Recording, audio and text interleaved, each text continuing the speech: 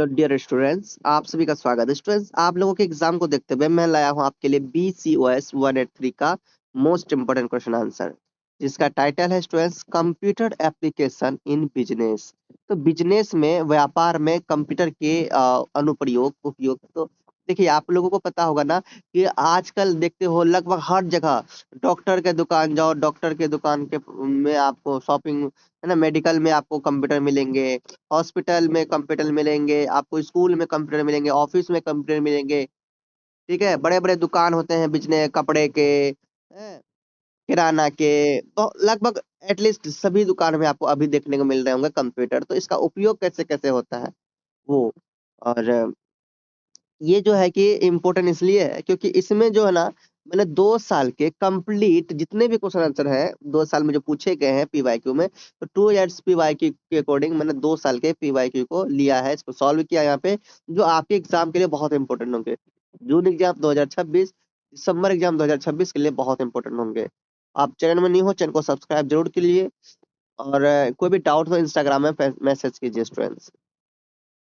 तो मैं जो अभी आपको मैं समझाने वाला हूँ, एक तो समझाऊंगा दिसंबर एग्जाम 2023 का, और दूसरा मैं समझाऊंगा आपको जून एग्जाम 2024 का। ये 2 क्वेश्चन पेपर आपके लिए बहुत हेल्पफुल रहेगा।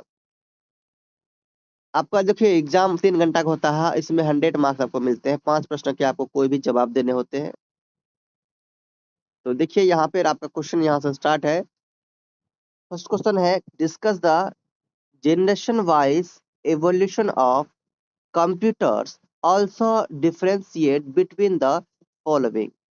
कह रहे हैं कि जो कंप्यूटर का जो यूज हुआ है पीढ़ी दर पीढ़ी, किस तरह से यूज हुआ है, क्या इसका इतिहास है पीढ़ी दर पीढ़ी, कब से ये चलना स्टार्ट हुआ, और कब कब ये अपडेट हुआ। ओके, तो ये आपको पूछा जा रहा है, और इसके अकॉर्डिंग आपको डिफरेंशिएट करना है।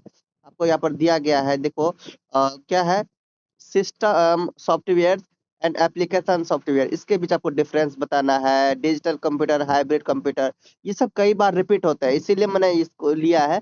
मिनी कंप्यूटर, सुपर कंप्यूटर्स, ठीक, इस तरह से आपका दिया गया है। और गिव एडवांटेजेस एंड डिसएडवांटेजेस भी बताना है इनका। तो चलिए हम लोग इसको करते हैं। और ये जो हमारा है कितने नंबर का, देखिए यहाँ पर देखिए 6, 12 और 2, 12 2 14 6 20, टोटल 20 नंबर के आपके ये क्वेश्चन है। ठीक, चलो समझते हैं। देखिए यहाँ से हमने स्टार्ट किया है। देखिए सबसे पहले हम लोग क्या देखेंगे, system softwares and application softwares. तो क्वेश्चंस के अकॉर्डिंग हमें सबसे पहले कंप्यूटर के जनरेशंस के बारे में समझना है। तो यहाँ पे आप लोग देखिए, आपके सामने लिखा हुआ है, the evolution of computers is divided into 5 generations. तो भाई कंप्यूटर के जो जनरेशंस है, इसको 5 भागों में डिवाइड किया गया है। ठीक है, इनके विकास को 5 पीढ़ियों में क्या किया गया है, डिवाइड किया गया है। द फर्स्ट जो जनरेशन है वो 1940 से 1956 तक माना जाता है। और 1940 से 1956 में यूज हुआ था वैक्यूम ट्यूब का, क्या हुआ था, वैक्यूम ट्यूब का यूज हुआ था। एंड वास लार्ज, ये बहुत ही बड़ा था। ठीक है, ये क्या था भाई, बहुत ही बड़ा था, आकार में जो है कि बहुत बड़ा था। और इसके जो ये कॉस्ट जो थे वो बहुत ही महंगी थे, एंड अनरिलिएबल। ठीक, तो बहुत ही महंगी कॉस्ट थे, और ये अविश्वसनीय थी। ठीक, तो ये था 1940 से 56 तक का। दूसरा जनरेशन आया आपका 1956 से 1963 में, ये रिप्लेस्ड हुआ वैक्यूम ट्यूब्स विथ ट्रांजिस्टर्स में। तो वैक्यूम ट्यूब्स किस में रिप्लेस हुआ, ट्रांजिस्टर्स में, और making computer smaller and faster. तो ये थोड़ा कंप्यूटर छोटा हो गया, और ये थोड़ा ये fast. And the third generation, मतलब इसका थर्ड जनरेशन आया 1964 से 71 में। इस समय यूज हो रहा था circuits improving efficiency and reliability. इस समय जो कंप्यूटर बन रहे थे, तो ये जो कंप्यूटर है ये विश्वास लायक बन रहे थे। ठीक है, इसमें जो यूज किया गया था सिस्टम्स का, सर्किट्स का यूज किया गया था, तो ये जो है कि विश्वसनीय थे, तो इसमें विश्वास हम लोग कर सकते हैं। और उसके बाद आपका आया फोर्थ जनरेशन 1971 से लेके प्रेजेंट टाइम तक, ठीक। तो इंट्रोड्यूस हुआ, ये अभी भी ये चल रहा है, और ये माइक्रो, इसमें micro processor leading to personal computers, तो इनका यूज किया गया। इसका जो प्रोसेसर था वो माइक्रो था, और इस जो पर्सनल यूज कंप्यूटर के लिए ये बहुत ही काम आता है, और अभी भी इसका यूज किया जा रहा है। उसके बाद आपका लास्ट में आया फिफ्थ जनरेशन, ठीक है। ये अभी भी चल रहा है, जिसमें से एआई का यूज किया जा रहा है, आर्टिफिशियल इंटेलिजेंस का यूज किया जा रहा है, और ये एडवांस टेक्नोलॉजीज को अपना रहे हैं। तो आज के समय में इस टाइप से भी कंप्यूटर मिल रहे हैं जो एआई का यूज करके आपको बहुत ही आसान बना दिया गया है। आप तो ये समझ गए। अब इसमें थोड़ा सा डिफरेंस की भी बात हुई थी। System software manages and control computer hardware and provides a platform for other programs. Example, operating system, ठीक। तो ऑपरेटिंग सिस्टम के बारे में हम लोग देखे थे अभी।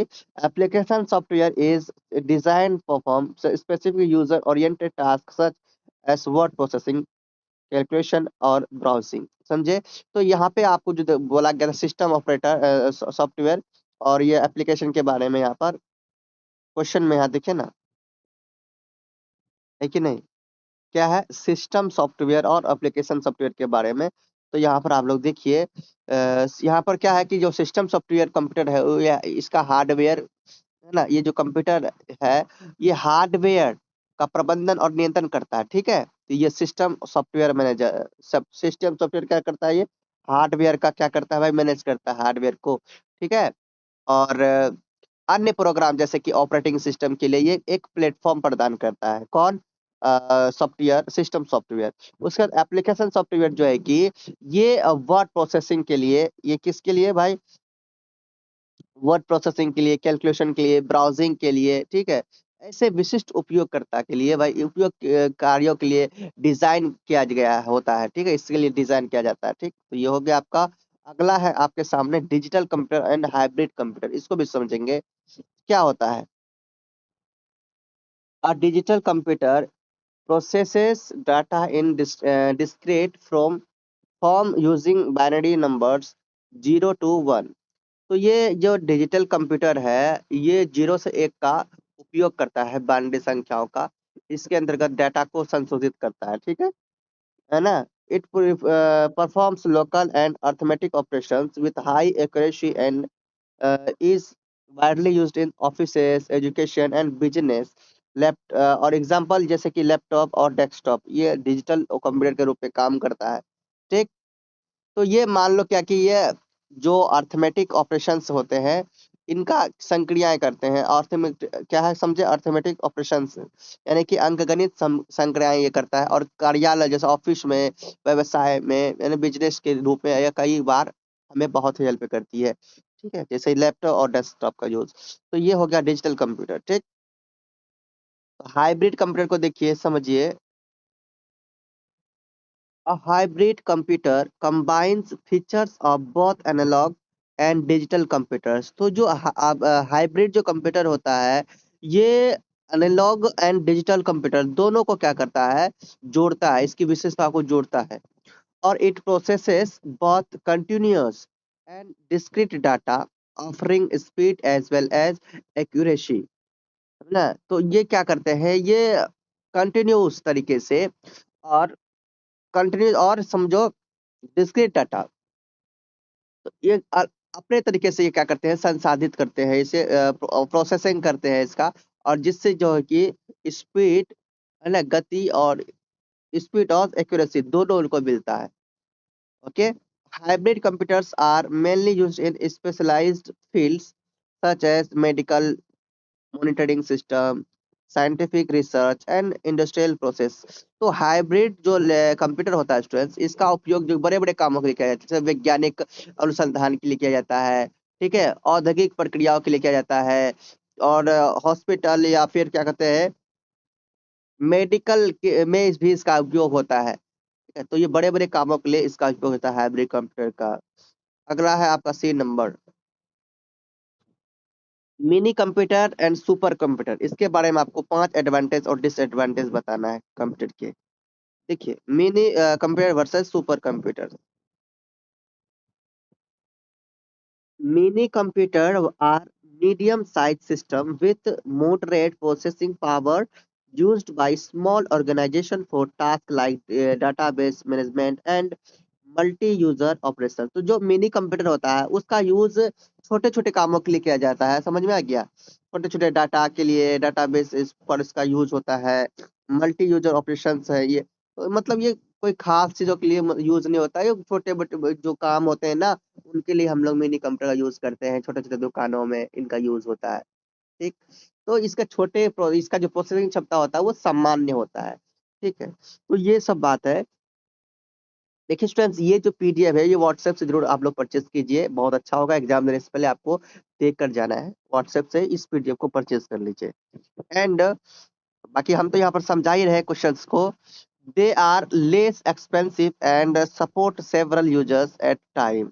तो ये जो है कि आप लोग ये जानते हैं, ये जो है कि आप लोग इस पे तो वैसे तो कम खर्चीला है, इसमें ज्यादा खर्चे भी नहीं होता है, और एक साथ कई उपयोगकर्ता को ये क्या करते हैं, सपोर्ट कर देते हैं। And super computer are the fastest and most powerful computers. जो सुपर कंप्यूटर होता है वो बहुत ही पावरफुल होता है और बहुत ही फास्ट काम करता है। And used for complex calculation like weather forecasting, space research and scientific simulations। तो भाई बहुत से सारे वर्क में, बहुत सारे काम में, जैसे मौसम के बारे में जानना अगर हो तो उनके लिए कंप्यूटर, सुपर कंप्यूटर का यूज किया जाता है। अंतरिक्ष के लिए कुछ रिसर्च करना हो तो उनके लिए भी सुपर कंप्यूटर का यूज किया जाता है। वैज्ञानिक अगर कुछ रिसर्च कर रहे हैं तो वैज्ञानिक सिमुलेशन में भी इसका यूज होता है।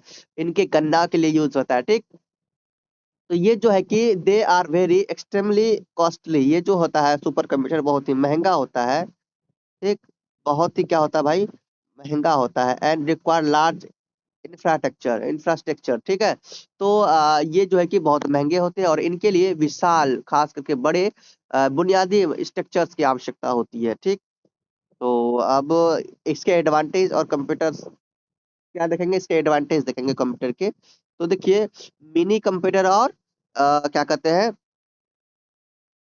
मिनी कंप्यूटर और सुपर कंप्यूटर के एडवांटेज और क्या देखेंगे, डिसएडवांटेज देखेंगे। देखिए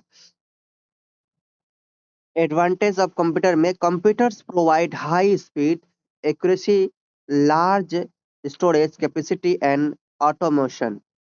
दे save time, reduce human effort and improve efficiency in various fields. क्या देखा, जो ये इसके फायदा जो की बात करें तो ये कंप्यूटर जो है कि हमें काम को स्पीड से करवाते हैं और सटीकता से करवाते हैं। और दूसरी बात, लार्ज स्टोरेज इसमें होता है। और ये जो है कि स्वचालन, ये ऑटोमेशन में काम करता है, इसका कैपेसिटी बहुत अच्छा होता है। वे हमें क्या करते हैं, टाइम को सेव करते हैं, रिड्यूस ह्यूमन एफर्ट, है ना। जो मानवीय जो मेहनत है, श्रम है, तो मानव के श्रम को बचाते हैं। And improve efficiency various fields, अलग अलग चीजों में इसका उपयोग होता है। ठीक, अलग अलग चीजों में और काम को बढ़ाने में इसको उपयोग किया जाता है, ये बहुत फायदा है। और डिसएडवांटेज को देखिए इसका, तो डिसएडवांटेज का मतलब क्या समझेंगे, नुकसान क्या होता है, कंप्यूटर से क्या नुकसान है। तो देखो, they can lead to unemployment, over dependence, data security risk and health issues like eye strain. They also lack independent thinking and emotions। तो इससे क्या हुआ, कंप्यूटर के आने से बेरोजगारी बढ़ी, आते जो डिपेंडेंस जो है कि वो ओवर तरीके से हो गया। मतलब अब देखिए इसमें कम टाइम में बहुत ज्यादा काम होने लगा, तो जिससे बेरोजगारी तो बढ़ेगा ही, और काम जो है कि नहीं मिलने लगे हैं ना। अभी देखो काम बहुत, जो लोग काम करते थे दुकान में, कई लोग काम करते थे, अब देखो एक दो तीन लोग रखते हैं और इसी से बहुत सारे लोग काम, बहुत सारे काम करते हैं कंप्यूटर में बैठे बैठे, है ना। इसमें डाटा जो है कि सुरक्षा का जोखिम होता है, और आंखों में इसमें तनाव, आंखों में क्या होती है, आंखों की रोशनी में बहुत दिक्कतें आ जाती है, इसमें आंख खराब होने का संभावना होता है। ठीक है, तो आंखों में तनाव जैसे स्वास्थ्य समस्या इसमें हो जाती है। उनमें स्वतंत्र सोच और भावनाओं का भी बहुत अभाव होता है। ठीक है, तो ये डिसएडवांटेज है। अब देखिए क्वेश्चन नंबर हम लोग 2 को देखते हैं। What is an operating system? Briefly discuss the purpose of operating system. Also explain the important functions of operating system. सबसे पहले आपको बताना है कि ऑपरेटिंग सिस्टम क्या है और इसके क्या उद्देश्य है, क्या पर्पस है, इन पर आपको संक्षेप में चर्चा करना है। साथ ही ऑपरेटिंग सिस्टम के कौन कौन से महत्वपूर्ण इंपॉर्टेंट फंक्शंस हैं ये आपको बताने हैं। तो चलिए समझते हैं। An operating system is system software that acts as an interface between the user and computer hardware। तो ये ऑपरेटिंग जो सिस्टम है एक सिस्टम सॉफ्टवेयर है। ऑपरेटिंग सिस्टम क्या भैया? एक सिस्टम सॉफ्टवेयर है जो उपयोगकर्ता होते हैं और उपयोगकर्ता के बीच, ठीक, क्या करते हैं? उपयोगकर्ता और कंप्यूटर हार्डवेयर के बीच क्या करते हैं? इंटरफेस का काम करते हैं। क्या करते हैं students?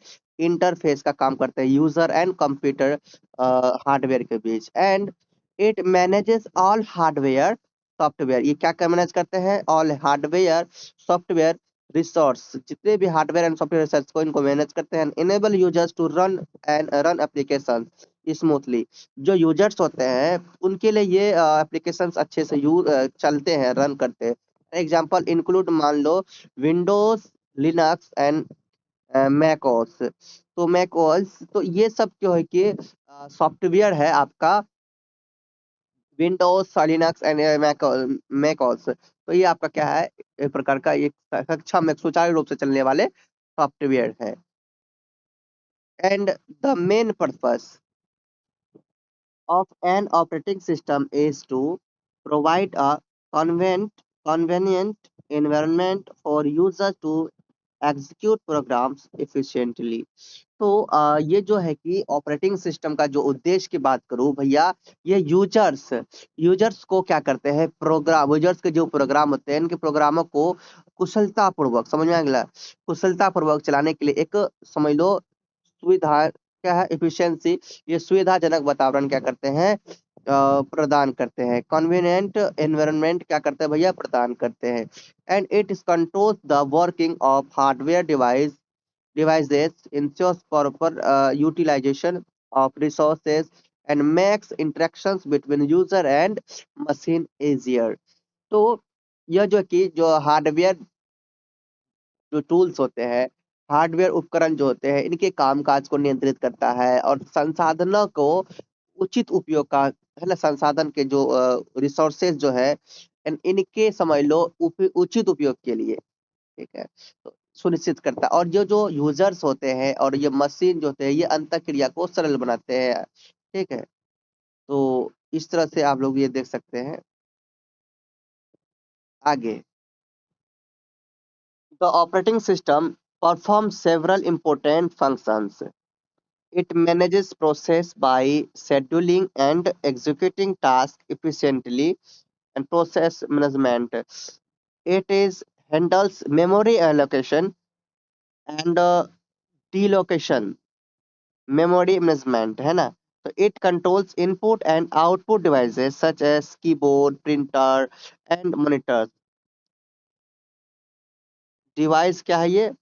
Management। And it also manages files and directions, file system management। Additionally, it provides security by controlling access to data and ensure error detections and system performance। Thus, an operating system is essential for the power functioning of a computer system। Question number आपका third है, explain the term business information system with a suitable example। Briefly discuss the classification of business in terms of ownership। Also list the operational scenarios under each class and differentiate between sole proprietorship and partnership model। Answer देखिए, एक बार हम लोग इसका मतलब भी समझ जाते हैं या क्या कह रहे हैं। ये जो है बिजनेस इंफॉर्मेशन सिस्टम, इनको एक्सप्लेन करना है सुइटेबल एग्जांपल्स को देकर। एंड इनके बारे में एक ब्रीफली टाइप से आपको क्या करना है? Classification of business in term, इनके टर्म्स, बिजनेस के जो टर्म है, इनके जो वर्गीकरण हुए, इनको संक्षेप पे एक अच्छा से चर्चा करना है। और also list the operation sceneries. अब देखो इसमें क्या कह रहे हैं कि जो प्रत्येक वर्ग के अंतर्गत जो परिचालन परिदृश्य है इनकी सूची बनाना है। और एकल स्वामित्व और साझेदारी मॉडल के ये जो पार्टनरशिप मॉडल है इनके बीच आपको अंतर भी बताना है। तो चलिए हम लोग समझते हैं।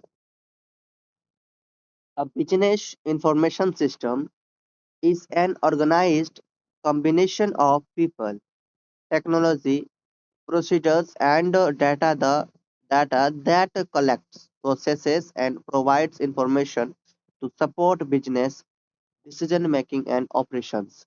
ये जो बिजनेस इंफॉर्मेशन सिस्टम है ये लोगों, प्रौद्योगिकी, प्रक्रियाओं और डेटा को एक संगठित संयोजन करता है जो बिजनेस डिसीजन लेने के लिए सहायता करता है ना। और ये खास करके जानकारी एकत्रित करता है और संसाधन जो है कि रिसोर्सेस इसको प्रदान करता है। ठीक, तो ये है। And for example retail store uses BIS to track sales. जो रिटेल स्टोर होता है ये भी इसका यूज कैसे करता है, ट्रैक सेल्स सेल्स के लिए, and manage inventory and generate reports for planning and control. ठीक, तो इसमें से अब ये सेल बिक्री को नजर रखने के लिए इसका यूज करता है और खास करके इसकी योजना है, इनका नियंत्रण, रिपोर्ट और इनके खास करके बीआई के अकॉर्डिंग बहुत ही इसका हेल्प होता है अपने बिजनेस को कंट्रोल करने में। ठीक,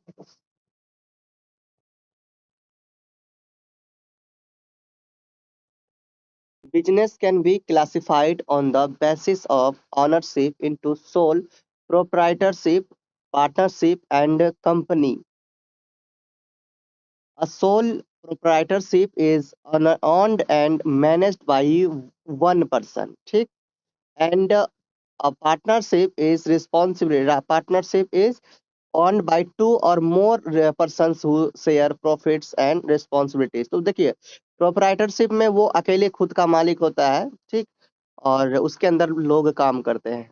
तो पार्टनरशिप में क्या होता है, दो लोग होते हैं या फिर दो से अधिक लोग बिजनेस में शामिल होते हैं। और company is a separate legal entity owned by share holders and managed by directions. तो जो कंपनी होता है तो एक बारे में खुद वो विशाल होता है, उसका कोई एक बहुत बड़ा ओनर होता है और उसके साथ बहुत लोग काम करते हैं कंपनी में, अलग अलग तरीके से काम करते हैं, मैनेजर्स होते हैं उसमें से। ठीक, और operational scenarios, sole proprietorship, sweets, small shops and local services. Partnership is common in professional services like law, accounting firms. Companies operate a large scale in industries such as manufacturing and IT. तो जैसे मैंने आपको बताया company बहुत बड़े, खुद का बहुत बड़ा बिजनेस होता है कंपनी में। एंड इसके डिफरेंस की बात करें तो सोल प्रोप्राइटरशिप है single ownership and ultimate liability. तो ये जो है कि खुद का मालिक होता है, वो अपने अकॉर्डिंग काम करता है। एंड वाई जो पार्टनरशिप होते हैं वो मल्टीपल ओनर्स होते हैं, share decision making and joint liability. तो ये हो गया। अब देखिए क्वेश्चन नंबर आपके सामने 4 आया है शॉर्ट नोट्स का। तो देखिए क्या है शॉर्ट नोट्स इसके। तो पहला है आपका limitations of file processing system और डाटाबेस मैनेजमेंट सिस्टम। तो डाटाबेस मैनेजमेंट सिस्टम के कंपैरिजन में आपको बताना है क्या, फाइल प्रोसेसिंग सिस्टम के बारे में। ठीक, तो फाइल प्रोसेसिंग सिस्टम का क्या इसमें ये है, तो समझाना है ये, इसकी क्या लिमिटेशंस है। सो देखिए, file processing systems have several drawbacks compare to database management system. तो ये जो है आपका डाटाबेस मैनेजमेंट सिस्टम, इनकी तुलना में अगर बात किया जाए तो फाइल प्रोसेसिंग सिस्टम में कई कमियां हैं। They lead to data redundancy and inconsistency because the same data is stored in multiple files। तो इनमें क्या होता है, डाटा रिडंडेंसी एंड इनकंसिस्टेंसी का समस्या आपको देखने को मिलता है। एंड और there is data isolation making difficult to access and combine information. File system lack data integrity controls so errors may occur easily. They also provide poor security with limited access control and retrieving data time consuming and complex since it requires custom program. There is no proper backup and recovery mechanism, increasing the risk of data loss. Concurrency issues may arise when multiple users access data simultaneously. Finally, program data dependence makes maintenance difficult as any change in life structure requires modifying application programs. देखिए आपका next है students data models and its types. चलिए समझते हैं इसको। देखिए students, जो data model होते हैं, डाटा मॉडल बहुत तरीका होता है जिसमें यह तय किया जाता है कि डाटाबेस में डाटा कैसे रखा जाएगा, डाटाबेस में डाटा को कैसे रखा जाएगा, कैसे जुड़ेगा और कैसे इसका यूज होगा, है ना। और दूसरी बात, मान लो कि स्कूल का डेटाबेस की अगर बात करें तो वहां पर स्टूडेंट नाम, रोल नंबर, क्लास, मार्क्स, इन सभी जानकारी को किस तरह से एकदम सही तरीके से व्यवस्थित किया जाए, यही क्या होता है स्टूडेंट, डाटा मॉडल होता है। ठीक, अब देखिए इनके टाइप्स की बात क्वेश्चन में कहा गया था, तो ये 3 टाइप्स के होते हैं। ठीक, पहला तो आपने यहाँ देखो, पहले देखिए आपका हायरार्किकल डाटा। तो ये हायरार्किकल डाटा मॉडल क्या होता है इसे समझिए। तो ये जो डाटा होता है स्टूडेंट्स, ये डाटा, इसमें डाटा ट्री की तरह होता है। इसमें जो डाटा होता है उसमें ट्री की तरह होता है। एक पेरेंट्स के कई चिल्ड्रन हो सकते हैं, उसी प्रकार एक स्कूल में कई क्लास होंगे, कई क्लास में कई स्टूडेंट्स होंगे। तो ये उस तरह से हाई आर्किकल डाटा मॉडल्स के अकॉर्डिंग ये काम करते हैं। दूसरा आपका होता है स्टूडेंट्स नेटवर्क डाटा मॉडल। तो नेटवर्क डाटा मॉडल क्या होता है, देखो इसमें जो है, इसमें ना एक रिकॉर्ड कई रिकॉर्ड से जुड़ जाता है। एक जो रिकॉर्डिंग डाटा होता है वो रिकॉर्ड कई रिलेशनशिप से, मैनी टू मैनी रिलेशनशिप, यहाँ पर लिखा है ना मैनी टू मैनी रिलेशनशिप। तो एक जो है कि डाटा कई रिकॉर्ड से, कई डाटा से जुड़ जाता है। मान लो एक स्टूडेंट कई टीचर से पढ़ सकता है कि नहीं, और एक टीचर कई स्टूडेंट को नहीं, कई स्टूडेंट्स को भी पढ़ा सकते हैं। तो ये होता है नेटवर्क डाटा मॉडल। और नेक्स्ट है आपका द रिलेशनल डाटा मॉडल। तो रिलेशनल डाटा मॉडल में क्या होता है, इसमें डाटा टेबल के अकॉर्डिंग रहता है, ठीक है, रोज एंड कॉलम्स के अकॉर्डिंग डाटा रहता है। ठीक, तो जैसे मान लो रोल नंबर लिख दिया, है ना, तो रो एंड कॉलम्स के अकॉर्डिंग होता है। जैसे मान लो आपने एक लिखा रोल नंबर, नेम लिखिए आगे, ठीक, और क्लास लिख दिया। एक बार सही से इसको बनाओ, 1 मिनट मैं इसको जूम करूं और बनाता हूँ। मान लो ऐसे टेबल बना रहे हैं, पहले तो रोल नंबर लिया, ठीक, उसके बाद हम लेते हैं नाम, उसके बाद क्लास। ठीक, अब इसको इस तरह से हम लोग कर सकते हैं, ठीक है, और इसको इस तरह से कर सकते हैं, रो भी बन गया और कॉलम भी बन गया। मान लो रोल नंबर किसी का 101 है, नाम है राहुल, क्लास है 12th। उसी प्रकार दूसरा भी हो सकता है 102 रोल नंबर, नाम है मुकेश, ठीक है, और रोल नंबर हो सकता है इसका, क्लास ये भी मान लो 12 है। इस तरह से आपका ये रिलेशनशिप डाटा मॉडल बनता है। ठीक है, तो आप लोग ये समझ गए। अब हम लोग आगे बढ़ते हैं। सी में है आपका रोल ऑफ डाटा एडमिनिस्ट्रेशन। देखिए डाटा बेस एडमिनिस्ट्रेशन की अगर बात करूं, इनके रोल की बात करूं, तो ये जो डाटा बेस एडमिनिस्ट्रेशन है वह, यह क्या होता है, यह वह व्यक्ति होता है जो डाटाबेस, जो क्या करता है, डाटाबेस को बनाता है, संभालता है, सुरक्षित रखता है और सही तरीके से चलाता है। जैसे मान लो एक स्कूल का प्रिंसिपल पूरे स्कूल की व्यवस्था देखता है, जैसे कि ये डीबीए पर पूरे सिस्टम को देखभाल करता है ना, मतलब डीबीए कोडिंग पूरे सिस्टम का देखभाल करता है। अगर वो स्कूल का प्रिंसिपल है तो पूरा वो हर सिस्टम को देखना पड़ेगा। तो इसका रोल क्या है, रोल ऑफ डाटा एडमिनिस्ट्रेशन, तो क्या रोल है, इसका रोल होगा भाई पहले तो डाटाबेस बनाना ना, डाटाबेस बनाना। तो पहला रोल को क्या होगा, क्रिएट डाटाबेस, डाटाबेस बनाना, इसमें नया डाटाबेस डिजाइन और डिजाइन और क्या क्या आ जाएगा, तैयार किया जाएगा। ठीक है, नया डाटाबेस डिजाइन तैयार किया जाएगा। और दूसरा आपका आएगा भैया, दूसरा आएगा, यहाँ पे वैसे लिखा होगा, यहाँ पर देखिए, पहले डिजाइनिंग किया जाएगा आपका, डाटाबेस डिजाइनिंग या फिर डाटाबेस क्रिएट किया जाता है। उसके बाद आपका यहाँ पे है इम्प्लीमेंशन, तो इम्प्लीमेंशन भी देखिए। उसके बाद आपका यहाँ पर लिखा है डाटा सिक्योरिटी। ठीक, इस तरह की इसकी भूमिका होती है। तो सबको मैं अपने तरीके से मैं समझाऊं, तो मैंने आपको क्या बताया, मैंने आपको क्या बताया कि पहले डाटा को क्या करना पड़ेगा भाई, डाटाबेस बनना पड़ेगा, क्रिएट करेगा करना पड़ेगा डाटाबेस को। पहला तो डाटाबेस, डाटाबेस को क्रिएट करना होगा। ठीक है, उसके बाद डाटा सिक्योरिटी, दूसरा क्या भाई, डाटा,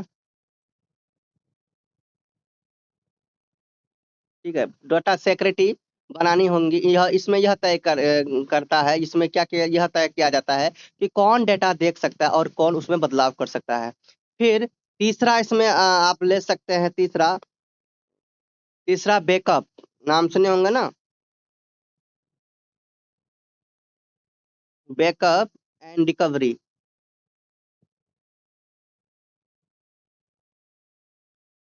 तो बैकअप एंड रिकवरी का नाम सुने होंगे। तो डाटा का बैकअप लेता है ना, और यदि डाटा डिलीट हो या फिर खराब हो जाए तो उसे वापस भी लाया जा सकता है। तो इस तरह का काम कौन करता है भाई, इस तरह का काम ही तो करते हैं डाटा एडमिनिस्ट्रेशन, इनका ये भूमिका होता है। फिर डाटा मेंटेनेंस, परफॉर्मेंस सुधारना, यूजर मैनेजमेंट, इन सब का फोकस करता है इन सब में। ठीक है, नेक्स्ट स्टूडेंट आपका D number, decision support system and it's functionalities. इसको देखते हैं। A decision support system is a computer-based system that helps managers make informed decision by analytical large amount of data. It combines data analytical tools and models to support semi-structured or unstructured decisions making. And the main functionalities of a DSSS include data management, where it collects and stores relevant data from various sources. It provides model management using statistical and analytical models to process information. DSS offers what if analysis, allowing users to test different scenarios and outcomes. It also supports report generation and data visualization for better understanding.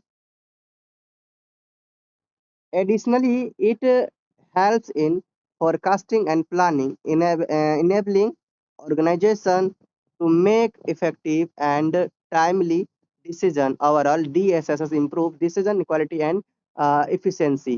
So देखिए, इसको समझिए, ये जो है आपका decision, ये जो आपका है क्या भैया, डिसीजन सपोर्ट जो सिस्टम है, तो डिसीजन सपोर्ट सिस्टम एक क्या है, कंप्यूटर बेस्ड सिस्टम है जो मैनेजर या फिर बिजनेस ओनर को सही निर्णय लेने में क्या करते हैं भैया, मदद करता है।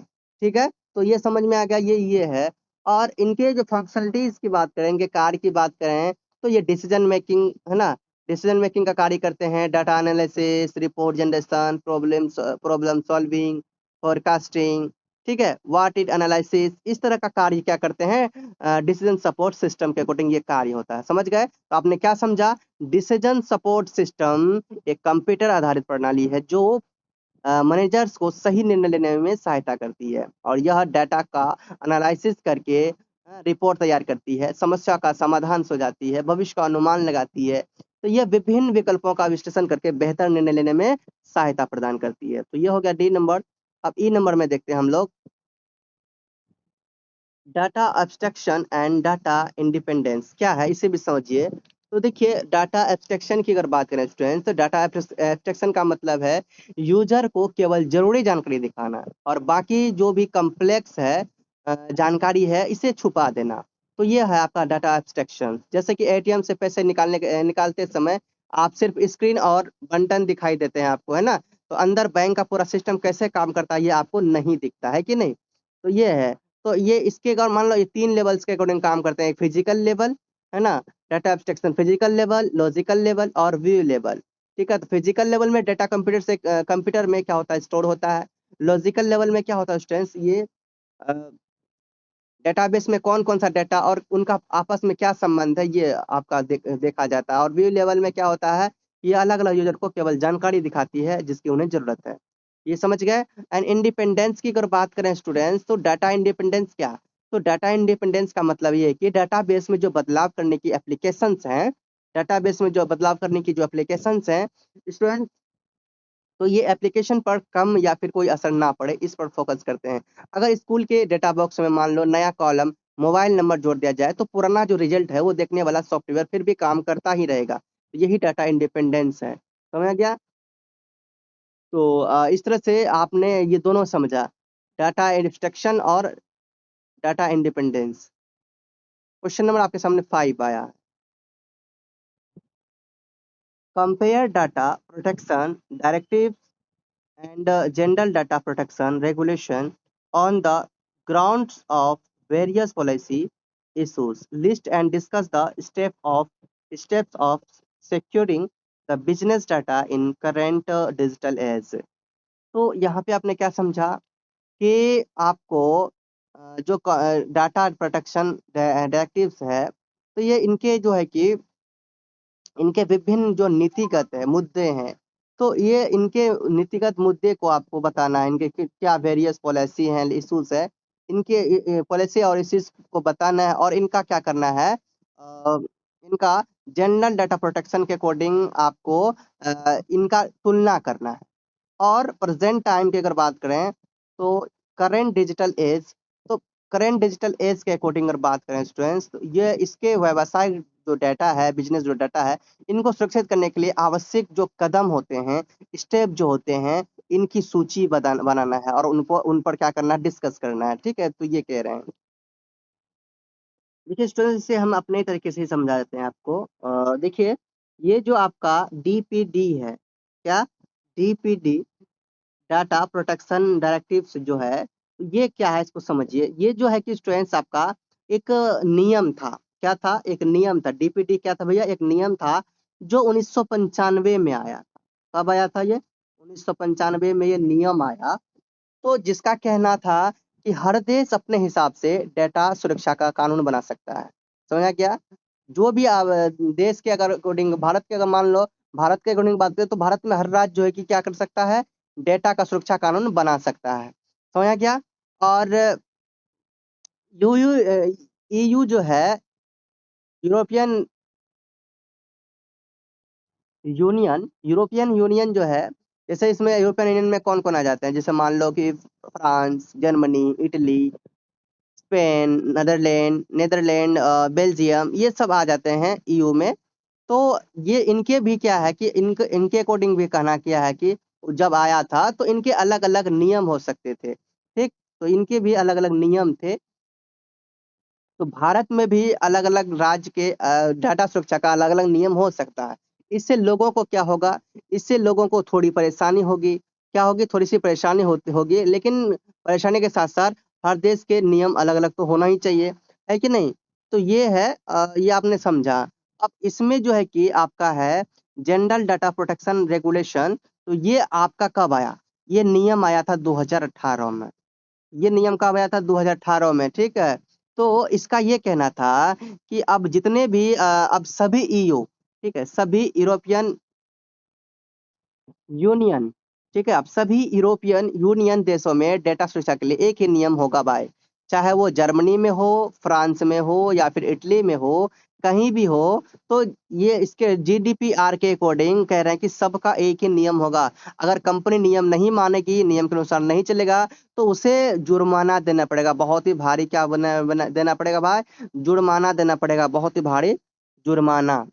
तो आप बताओ, जुर्माना देना है या फिर नियम का पालन करना है, ये आप पर डिपेंड करता है। तो ये किसके अकॉर्डिंग, जीडीपीआर के अकॉर्डिंग कहना ये हुआ, समझा गया। तो अगर कंपनी नियम नहीं मानेगी तो भैया आपका इसमें जुर्माना लगेगा। तो अब देखो बिजनेस डेटा को सुरक्षित इसमें कैसे किया जाएगा। क्वेश्चन के अकॉर्डिंग यहाँ पर यह है कि बिजनेस डेटा का, स्ट्रॉन्ग बिजनेस डाटा, है ना। करंट डिजिटल एज, तो सिक्योरिंग की बात करें तो आप बिजनेस डाटा को सुरक्षित कैसे रखें।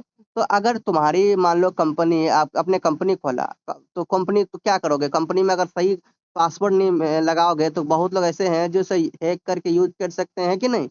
तो तो यहाँ पे क्या होगा कि एक मजबूत पासवर्ड बनना पड़ेगा, डाटा एंड बैकअप बनाना पड़ेगा, एंटीवायरस एंड फायरवॉल का इस्तेमाल करना पड़ेगा।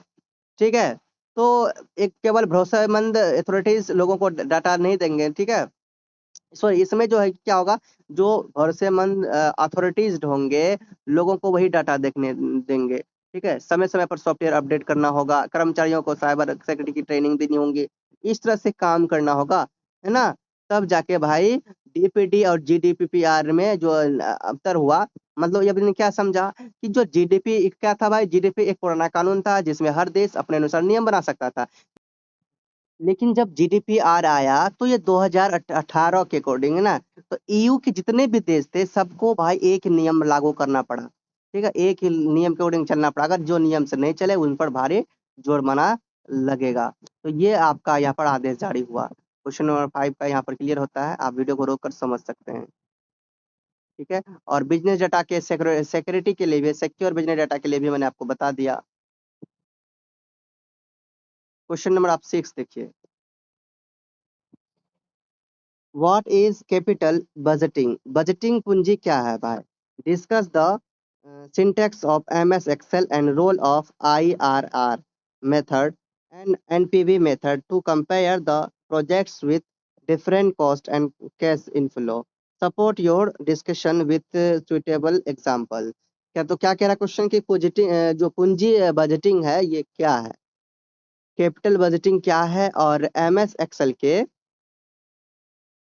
एक्सेल के सिंटैक्स और जो इनके जो जितने भी विभिन्न और कॉस्ट है और क्या देखे आपने यहाँ पर कैश इनफ्लो है। कॉस्ट और कैश इनफ्लो परियोजना की तुलना को करने के लिए कैसे क्या कह रहे हैं कि आईआईआर मेथड का मतलब उपयोग किया जाएगा, इनके बारे में आपको चर्चा करना है। ठीक है। कौन कौन मेथड, आईआरआर और एनपीवी। ठीक है। और इसमें क्या कर रहा है कि उपयुक्त उदाहरण देना है, क्या करना है, सुइटेबल एग्जांपल्स देना है इसमें। चलिए समझिए। यहाँ पर कैपिटल बजटिंग की अगर बात करूं तो यह वह प्रक्रिया है जिसके द्वारा कोई भी कंपनी यह डिसीजन लेती है कि किस बड़े प्रोजेक्ट या फिर इन्वेस्टमेंट में पैसा लगाना चाहिए ताकि जो फ्यूचर में उसको अधिक प्रॉफिट मिल सके। ठीक है। तो ये है। उसके बाद दूसरा आपका था डिस्कस करने के लिए, तो क्या है कि एमएस एक्सेल में इसका क्या सिंटेक्स, फॉर्मूला का क्या सिंटेक्स एमएस एक्सेल में। ठीक है। तो एमएस एक्सेल के सिंटेक्स तो इसको समझिए। सबसे पहले यहाँ पर क्या है भाई, एनपीवी, एनपीवी और आईआरआर। तो एनपीवी की हम लोग बात करें तो ये फॉर्मूला के अकॉर्डिंग काम करता है, rate value one value two. मैं आपको दिखाऊंगा अभी, यहाँ पे देखिए। ठीक है। एनपीवी इक्वल टू क्या होगा, फॉर्मूला में rate value one value to dot dot dot. IRR में क्या होगा, ये याद रखना, आईआरआर वैल्यूज गैस। इस तरह का ये आपका फॉर्मूला है, इसे आप लोग लिख लीजिएगा जरूर एक्सेल के अकॉर्डिंग। ठीक है। उसके बाद आईआरआर के अकॉर्डिंग हम अगर देखें,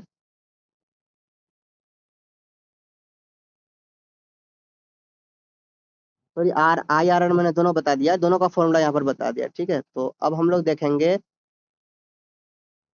एनपीवी मेथड। यहाँ पे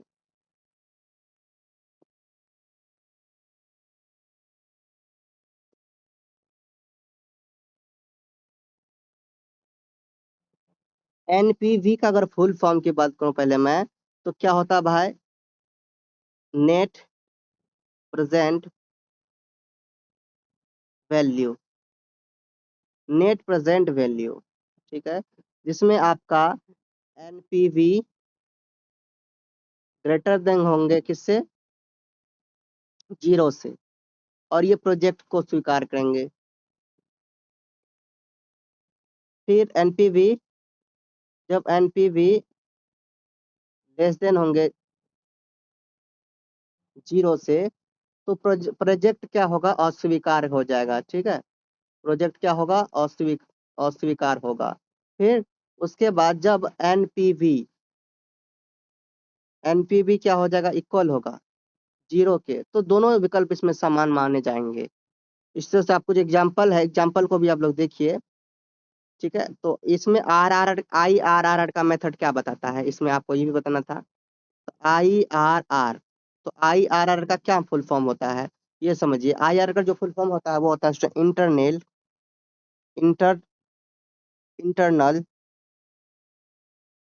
rate of return.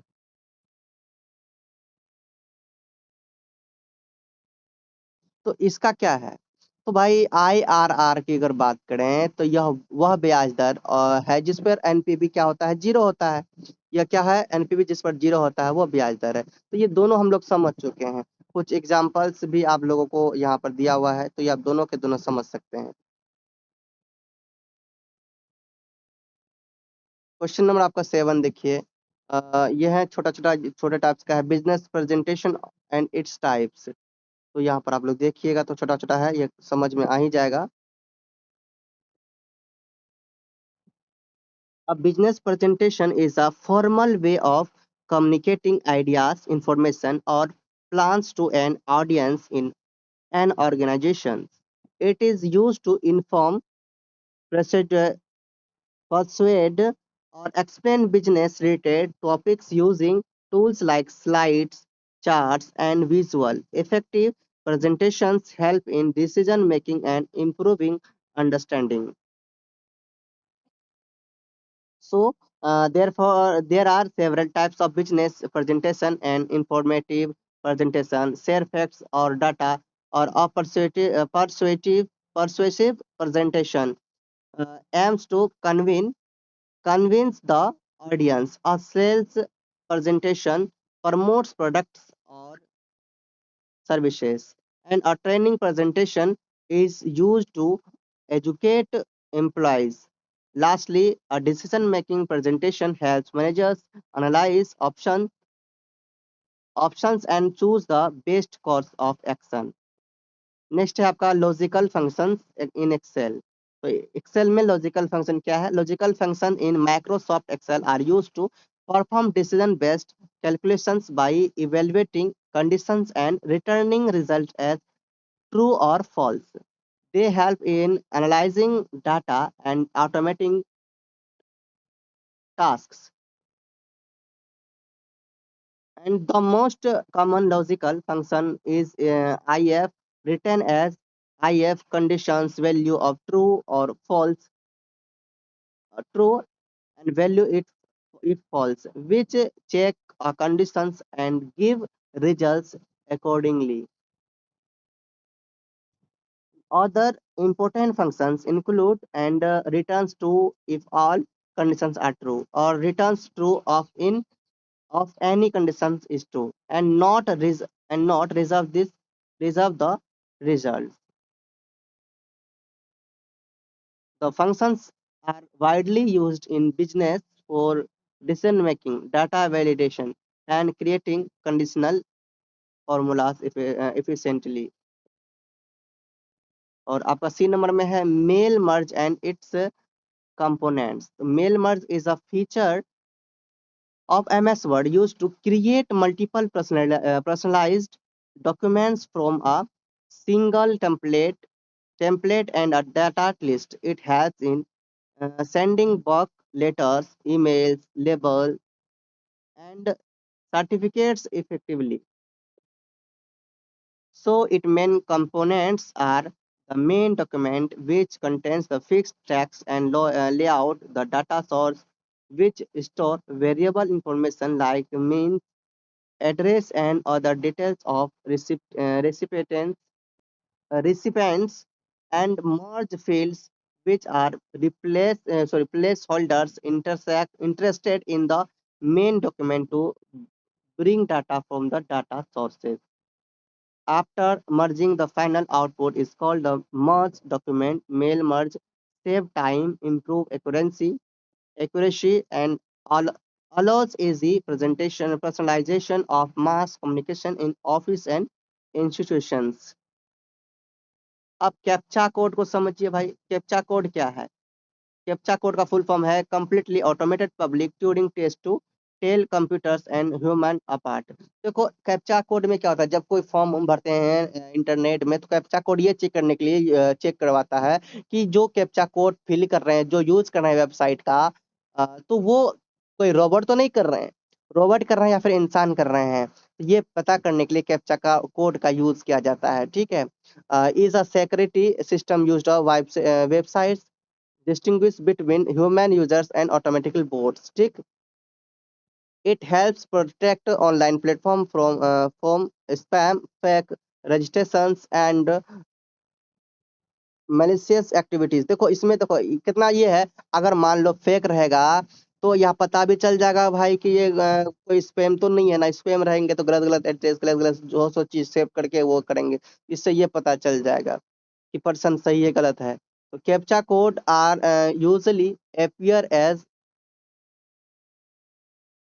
distort, distorted letters, numbers, images, or simple puzzles that easy for human but difficult for machines। तो ह्यूमन जो है वो उसके लिए बहुत इजी है ये, ठीक है। जो मशीन है उनके लिए थोड़ा डिफिकल्ट होगा, सो इसीलिए ये चेक किया जाता है। And user most correctly enter the zone, जो उसको दिखेंगे उसको करेक्टली सही सही इंटर करेंगे, और करेक्टर्स और select required images to proceed. And common types include text based captcha, image based captcha. तो ये अलग अलग टाइप से होते हैं, जैसे कि या तो ये इमेज बेस्ड होंगे, टेक्स्ट बेस्ड होंगे, ऑडियो बेस्ड कैप्चा होंगे, गूगल कैप्चा सिस्टम होंगे। It widely used in login pages, online forms है ना, रजिस्ट्रेशन, तो जैसे मैंने आपको बताया। And CAPTCHA is improves website security, prevents automated attacks, and ensures that only genuine user can access and use online service safely and efficiently। उसी प्रकार आप इसे भी पढ़ सकते हैं, इंटरप्राइज रिसोर्स प्लानिंग, बहुत इजी लैंग्वेज लिया गया है, कठिन तो नहीं है, ठीक है। और ये लास्ट है आपका question number 8। What is digitization? Explain the impact of digitization on business world with suitable examples। तो ये कह रहे हैं कि डिजिटाइजेशन क्या है, यानी कि डिजिटलीकरण क्या है, और उपयुक्त उदाहरणों के सहित, मतलब कि सुइटेबल एग्जांपल के अकॉर्डिंग आपको बताना है क्या impact digitization on business world and business world में, ठीक है। तो डिजिटाइजेशन का क्या महत्व है, क्या इम्पैक्ट पड़ता है, ठीक है। ये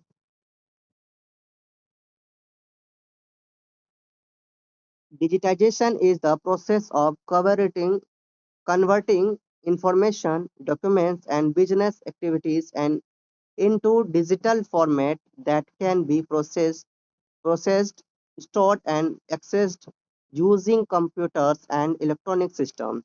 It replaces manual and paper-based work with digital technologies।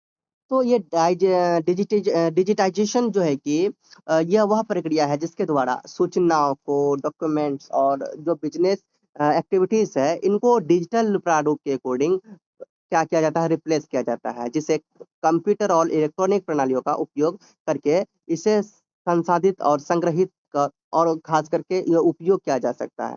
और यह खास करके क्या आपने देखा, ये मैनुअल एंड पेपर बेस्ड, तो ये मैनुअल और कागज आधारित पेपर बेस्ड कार्य को डिजिटल तरीके से क्या करते हैं भैया, रिप्लेस करते हैं, है ना, प्रतिस्थापित करता है। Digitization has greatly transform the business world. It improves speed, accuracy, and efficiency in operations. Business can store large amounts of data securely and access it anytime. It also reduces operational cost and human errors. Communication has become faster through emails, video calls, and online platforms। सो देखिए हम लोगों ने क्या किया, complete कर लिया दिसंबर 2023 question paper को, है ना। दिसंबर 2023 क्वेश्चन पेपर को अच्छा से समझा, अच्छा से किए, जितने भी क्वेश्चन आंसर थे बहुत इंपॉर्टेंट है, हम लोगों ने सभी किया 2023 का। तो मैं कोशिश करूंगा नेक्स्ट पार्ट में आपका जून 2024 का एक्सप्लेनेशन करूं, तो आपको मैं यही सजेस्ट करूंगा भैया, आपका ये सब इसका नोट्स बना हुआ है, आप लोग देख सकते हैं। तो आप लोग व्हाट्सएप से ये परचेज कर लीजिए, नोट्स जो बना हुआ है। क्या करना है आपको, व्हाट्सएप से परचेज करना है, ताकि आपको प्रिपरेशन करने में बहुत ही आसानी हो, ठीक है। तो प्रिपरेशन पहले पहले जाके परचेज कर लीजिए। मिलते हैं नेक्स्ट वीडियो में। कोई भी डाउट हो तो आप कमेंट कर सकते हैं, और चैनल को सब्सक्राइब नहीं किए हैं चैनल को सब्सक्राइब कर लीजिए। मिलते हैं नेक्स्ट वीडियो में, तब तक बाय। चांस प्ले स्टूडेंट्स बोलिए, प्रेम से रहो, प्रेम से पढ़ो, प्रेम से बोलो।